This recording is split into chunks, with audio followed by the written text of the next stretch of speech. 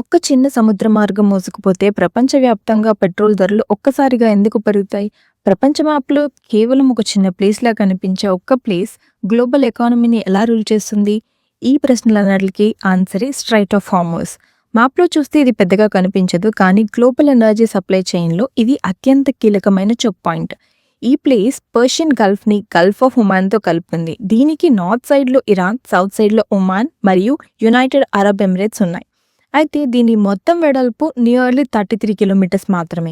ఇందులో భారీ ఆయిల్ ట్యాంకర్లు ప్రయాణించే అసలు షిప్పింగ్ లేన్స్ ఇంకా సన్నగా ఉంటాయి. వెళ్ళేందుకు జస్ట్ 2-3 కిలోమీటర్స్ అండ్ తిరిగి వచ్చేందుకు 2-3 కిలోమీటర్స్ మాత్రమే. అంటే ఎంత నారో ప్యాసెస్. సో ప్రపంచానికి అవసరమైన క్రూడ్ ఆయిల్ అంతా ఈ సన్నని మార్గం ద్వారానే దాటాలి. ఇక్కడ మీరు గమనించాల్సిన ఒక ఆసక్తికరమైన డేటా పాయింట్ ఉంది. ఇది కేవలం అంచనాలు కాదు.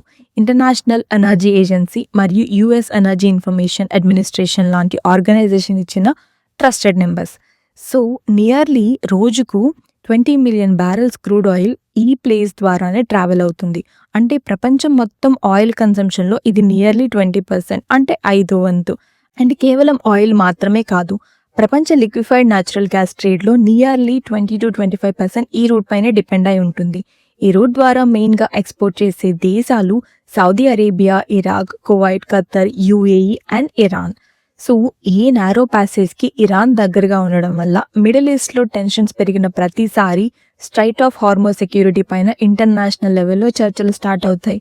ఒకవేళ ఈ ప్యాసేజ్ బ్లాక్ అయితే గ్లోబల్ ఆయిల్ సప్లైలో పెద్ద భాగం ఒక్కసారిగా నిలిచిపోతుంది.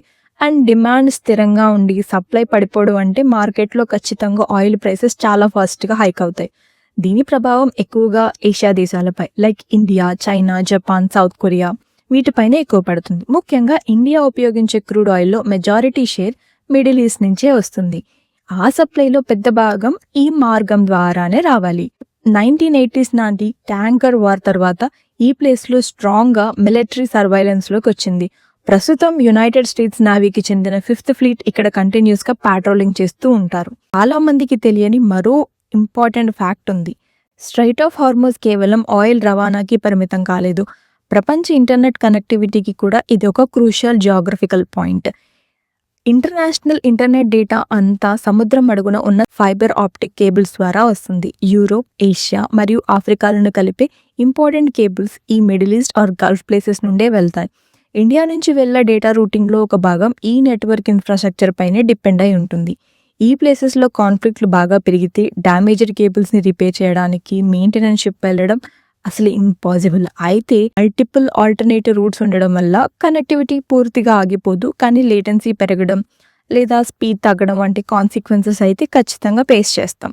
అండ్ రీసెంట్ టైమ్స్లో ఇరాన్ నిజంగా స్ట్రైట్ ఆఫ్ హార్మోస్ని బ్లాక్ చేసిందా అనే క్వశ్చన్స్ బాగా వినిపిస్తుంది. అండ్ సోషల్ మీడియాలో చాలా డేటా పాయింట్స్ దీనిపైన నడుస్తున్నాయి. అయితే ట్రస్టెడ్ రిపోర్ట్స్ ప్రకారంగా ఎలాంటి పూర్తి స్థాయి పర్మనెంట్ బ్లాకేడ్ జరగలేదు, కానీ ఈ టెన్షన్స్ పెరుగుతున్నప్పుడు షిప్పింగ్ రిస్క్ పెరగడం, ఇన్సూరెన్స్ ప్రీమియం ఒక్కసారిగా హైక్ అవ్వడం మరియు ట్యాంకర్ ట్రాఫిక్ తాత్కాలికంగా తగ్గడం వంటివి రిపీటెడ్గా జరుగుతూ ఉన్నాయి.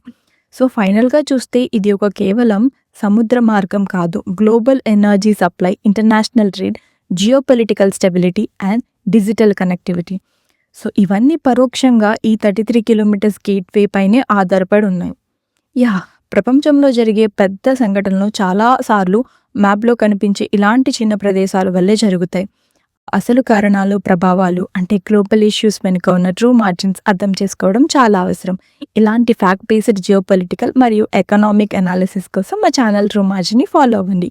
ఈ వీడియో నచ్చితే లైక్ చేయండి, షేర్ చేయండి మరియు మరిన్ని విశ్లేషణల కోసం సబ్స్క్రైబ్ చేసుకోవడం మర్చిపోవద్దు.